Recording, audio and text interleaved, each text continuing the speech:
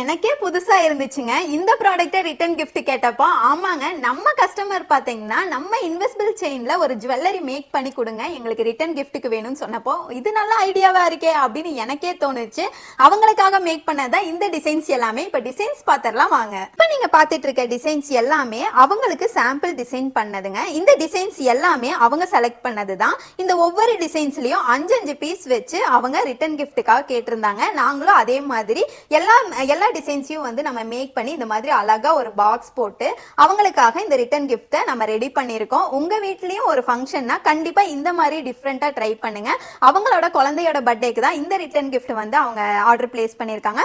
உங்க குழந்தையோட பர்த்டே இல்ல வீட்ல வந்து வேற ஏதாச்சும் ஃபங்க்ஷன் அப்படின்னா இந்த மாதிரி ரிட்டர்ன் கிஃப்ட் நீங்க ட்ரை பண்ணி பாருங்க. ரொம்ப சூப்பராகவும் டிஃப்ரெண்டாகவும் இருக்குங்க.